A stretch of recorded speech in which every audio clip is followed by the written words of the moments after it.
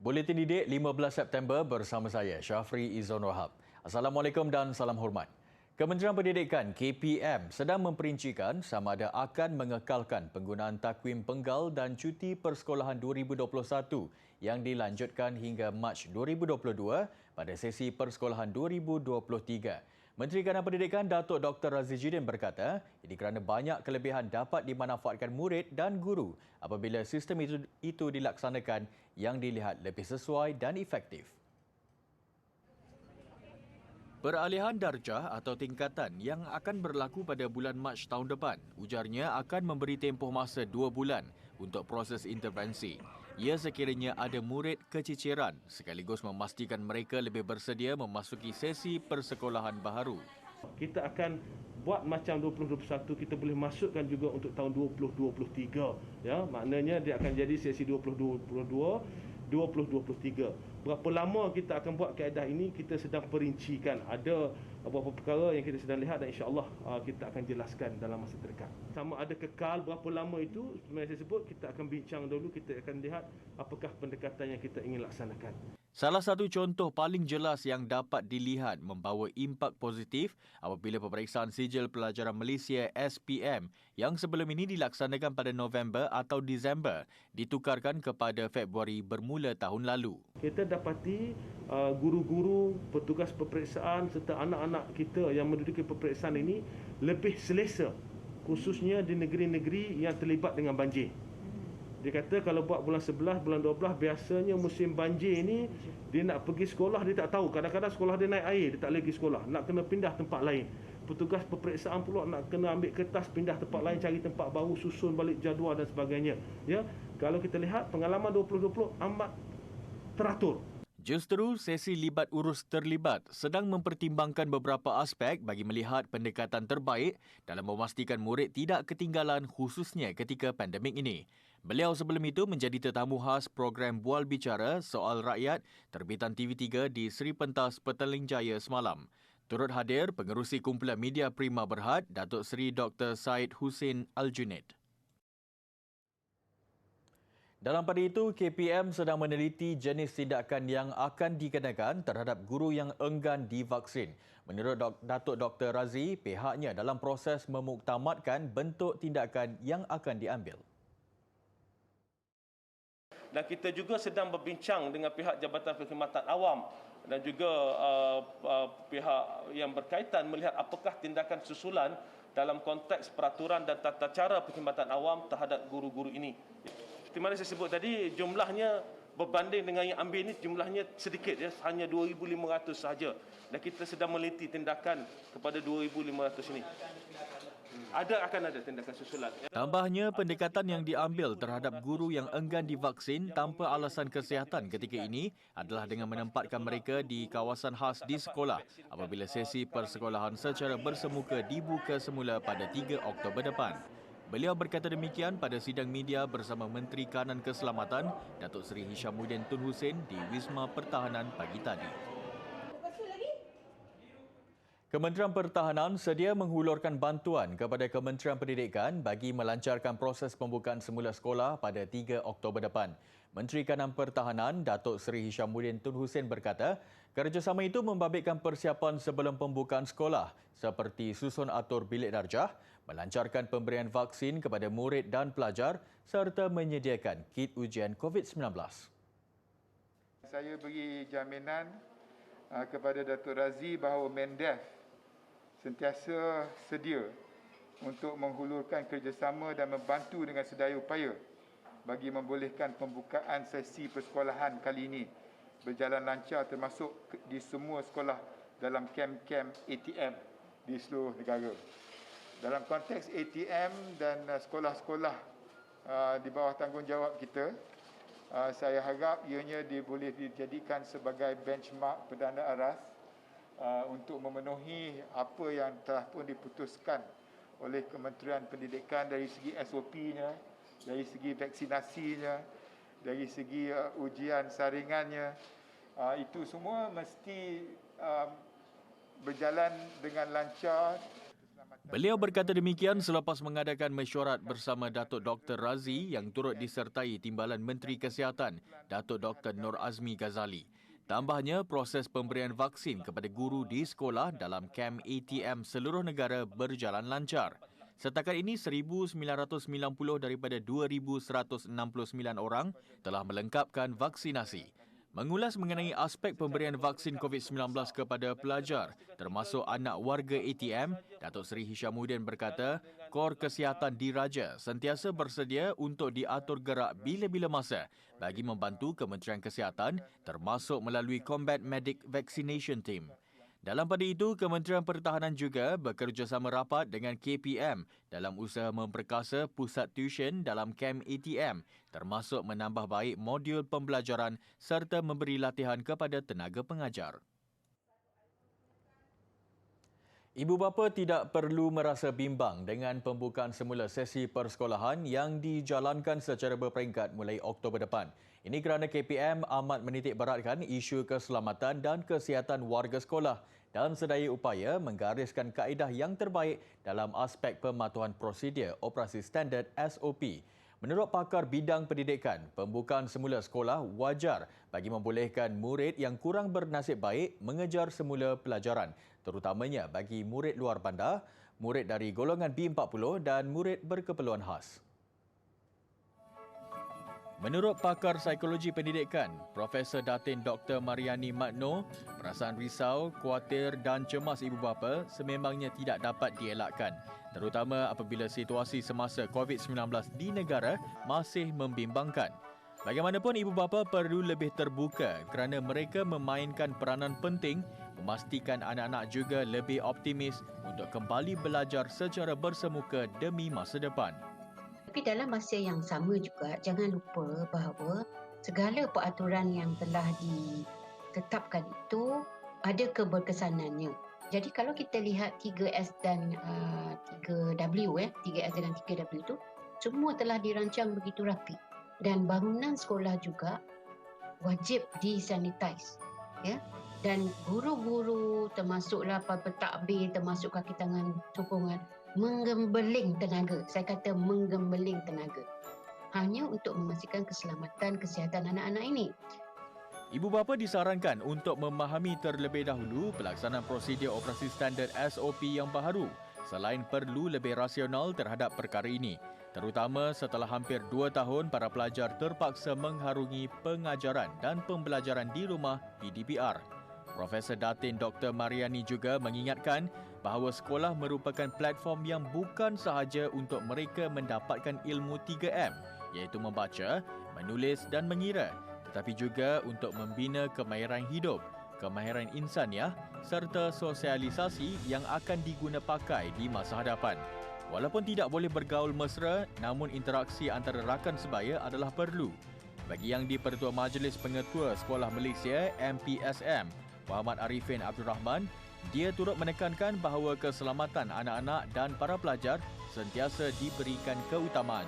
Perincian terhadap SOP pencegahan penularan COVID-19 telah dipertingkatkan dan dikongsi dengan pihak sekolah dari semasa ke semasa. Usaha berterusan ini kita buat untuk pastikan anak-anak yang hadir ke sekolah akan datang dan balik dengan selamat. Apatah lagi kalau melihat kepada susun atur pelajar di dalam kelas yang terbaru, jarak antara pelajar sebenarnya lebih 1 meter.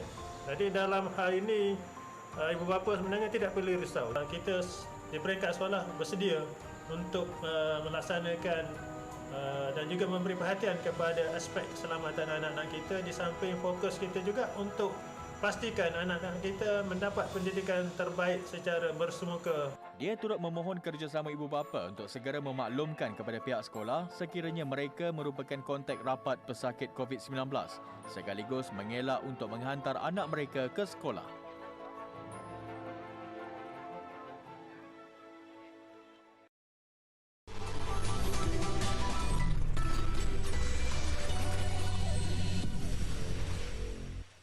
Bersua kembali. Kementerian Komunikasi dan Multimedia Malaysia hari ini melancarkan 2 pakej kemudahan akses internet iaitu pakej Remaja Keluarga Malaysia dan pakej Peranti Keluarga Malaysia. Menterinya Tan Sri Anwar Musa berkata, pakej itu bagi membantu golongan remaja dan pelajar memperoleh akses internet serta memiliki peranti pintar mampu milik, terutamanya golongan yang kurang berkemampuan dalam kalangan rakyat negara ini. Pakej diskaun itu bermula 15 Oktober depan iaitu selama 6 bulan dan tempoh perlanjutan dibincang sebelum 2 bulan tamat promosi. Pengguna atau pelajar atau remaja hanya perlu membayar RM10 saja sebulan. Satu pakej untuk 3 bulan, yang ini RM30 untuk 3 bulan. Maknanya kos dia tangguhnya hanya RM10 saja sebulan. Untuk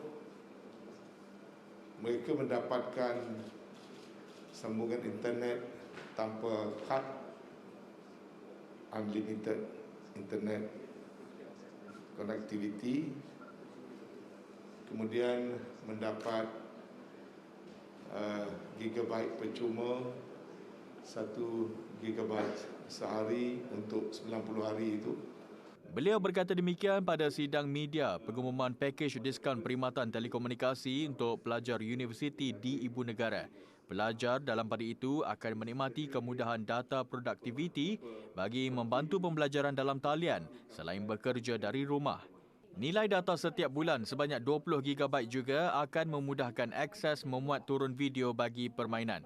Peranti tersebut dapat dimiliki dengan langganan serendah RM40 sebulan melalui kontrak selama 12 hingga 24 bulan tertakluk kepada jenis peranti dan perkhidmatan yang dilanggan.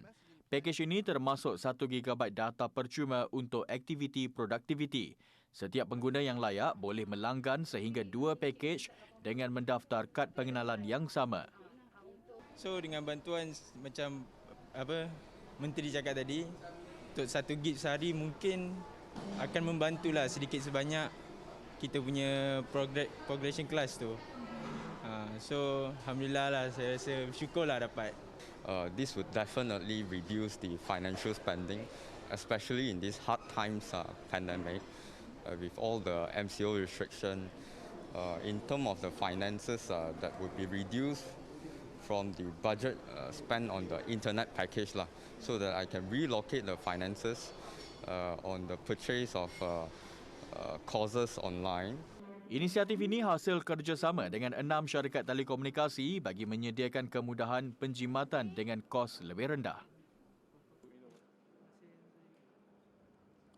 Dalam usaha membantu merapatkan jurang pembelajaran para pelajar yang terkesan ketika pandemik ini, Yayasan Aeon Malaysia menyumbang 2,000 unit Samsung Galaxy Tab bernilai RM1 juta menerusi inisiatif kelestarian yang diberi nama Sayap Bagimu. Ia juga memberi peluang pembelajaran kepada pelajar sekolah dalam memperkukuhkan kesediaan merealisasikan hasrat Malaysia maju sebagai negara digital.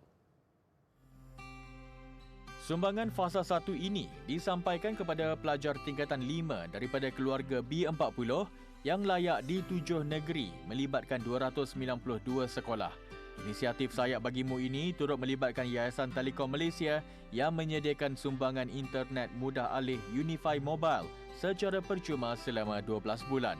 Manakala Yayasan Peneraju menyediakan program tuition percuma dalam talian selama 3 bulan menerusi Yayasan Sukarelawan Siswa. Majlis pelancaran secara dalam talian itu telah disempurnakan oleh Menteri Kanan Pendidikan, Datuk Dr. Razi Jidin. Menurut beliau, KPM sentiasa mengadu-alukan sumbangan badan korporat dalam membantu para pelajar menghadapi sesi pembelajaran terutama ketika pandemik ini.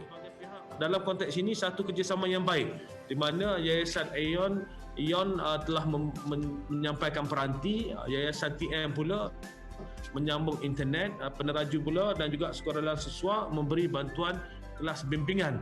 Jadi kita lihat ada satu koordinasi dan kita mahu melihat lebih banyak koordinasi sebegini dapat dilaksanakan. Kerana apa, kita tahu di luar sana ramai pihak-pihak korporat yang ingin menyumbang. Namun begitu kadang-kadang sumbangan itu tidak disusun dengan baik, tidak dikoordinat dengan baik, maka impaknya itu berbeza. Dengan dalam keadaan kita susun, kita atur elok-elok dan insya-Allah kita dapat laksanakan dengan baik.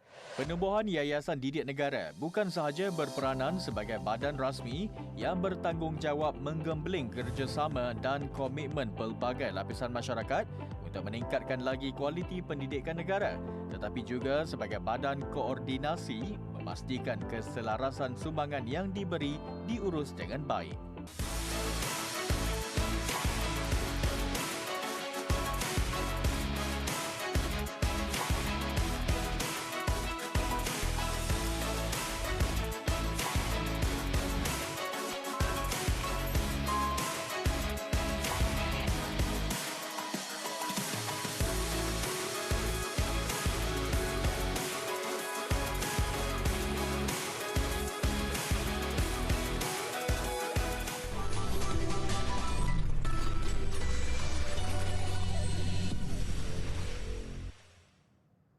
Berbekalkan semangat patriotik dan rasa cintakan negara, mendorong sekumpulan rakyat Malaysia yang menetap di Sweden, Denmark, Finland dan Norway mempromosikan klip video lagu Warisan dan Saya Anak Malaysia.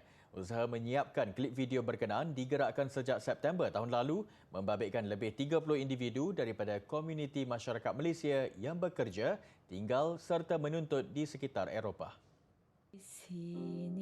Pengurus projek berkenaan, Zainal Fitri Abu Khair berkata, penerbitan klip video lagu tersebut adalah sebagai nukilan masyarakat Malaysia yang berada di sekitar Eropah untuk menyatakan rasa bangga sebagai seorang warga negara Malaysia.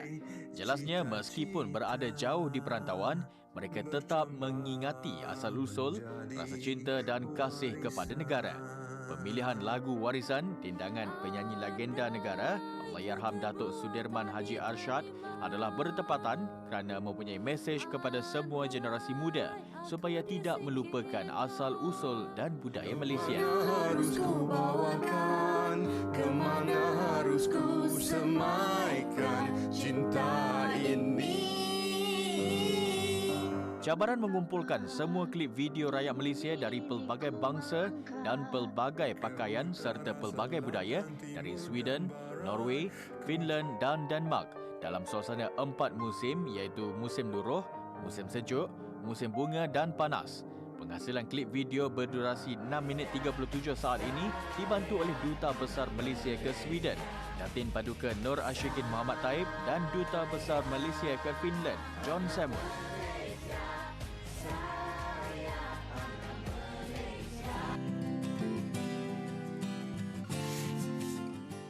Idea penubuhan Persekutuan Malaysia yang menggabungkan Malaya, Singapura, Sabah, Sarawak dan Brunei tidak disenangi banyak pihak.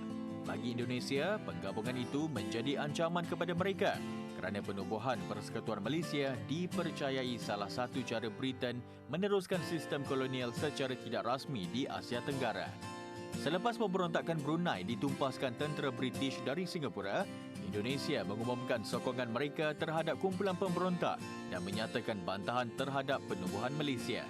20 Januari 1963, Menteri Luar Indonesia mengumumkan polisi konfrontasi terhadap Malaya dari aspek ekonomi dan hubungan luar. Tentera Indonesia mula melaksanakan operasi menceroboh masuk Sabah dan Sarawak bagi melaksanakan serangan dan sabotaj. Pada Mei 1963, Presiden Soekarno dan Tunku Abdul Rahman bertemu dalam usaha meredakan ketegangan.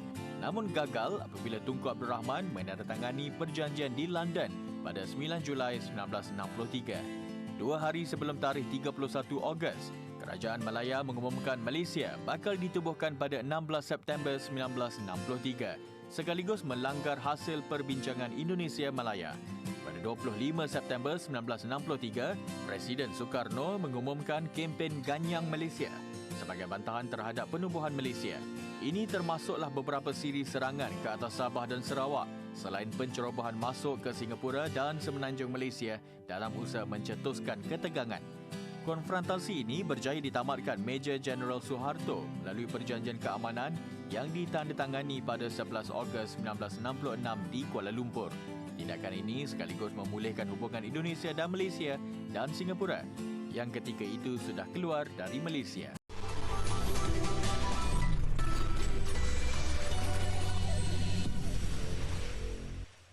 Sukan dimulakan dengan tumpuan Liga Juara-Juara Eropah. Bayern Munich memberi petanda awal kejatuhan Barcelona apabila melakar kemenangan 3-0 ke atas pasukan itu dalam saingan kumpulan E. Ia menyaksikan penyerang berbisa Bayern, Robert Lewandowski, meledak 2 gol. Pertembungan di Stadium Camp Nou menyaksikan Thomas Müller terdahulu membuka tirai jaringan Bayern pada minit ke-34. Ia disusuli penyudah Lewandowski yang menambah luka Barcelona menerusi 2 gol. Masing-masing dijaringkan Lewandowski pada minit ke-56 dan 85. Kekalahan Barca meletakkan pengendali Ronald Koeman kini dalam kedudukan tidak selamat. Ditambah formasi 5-3-2 yang diterapkannya turut dikritik penyokong setia The Catalan. Dalam pada itu, aksi kumpulan F menyaksikan Manchester United tewas mengejut kepada kelab Switzerland Young Boys 1-2. United terdahulu mendominasi perlawanan menerusi gol penyerang utama Cristiano Ronaldo. Namun kelebihan itu dipadam Nicolas Mumi-Ngamalu yang menyumbat gol penyamaan pada minit ke-66. Sebelum pemain gantian Young Boys, Jordan Sibachau meledak gol kemenangan pada masa kecederaan. Kapten United Harry Maguire yakin pasukannya akan kembali bangkit aksi seterusnya menentang Villarreal di Old Trafford pada 29 September ini.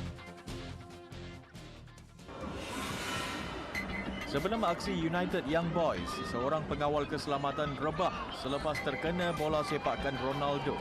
Kejadian itu berlaku sebab sesi pemanas badan yang menyaksikan tendangan Ronaldo tersasar. Sejurus menyedari, Ronaldo tampil memohon maaf kepada pengawal keselamatan berkenaan yang dilihat terbaring sambil dibantu pengawal keselamatan lain.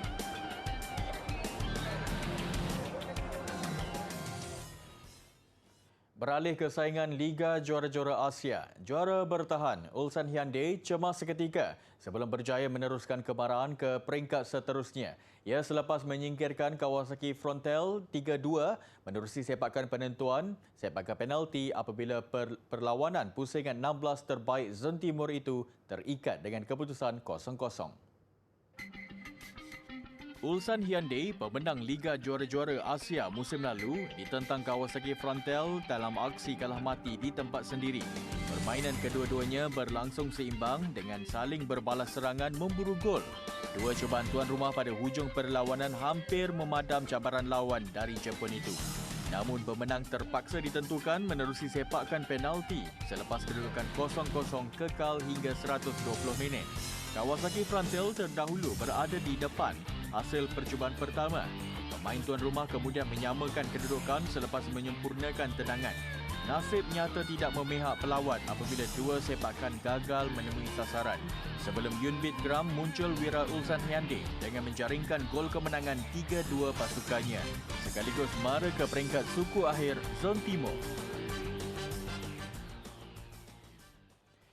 Nyanyian lagu Sejahtera Malaysia oleh 8 murid wakil dari negeri Selangor, Johor, Pulau Pinang, Sabah dan Melaka mengakhiri Buletin Didik malam ini. Saya bagi pihak kru produksi Buletin Didik mengucapkan selamat menyambut Hari Malaysia. Salam hormat dan Assalamualaikum.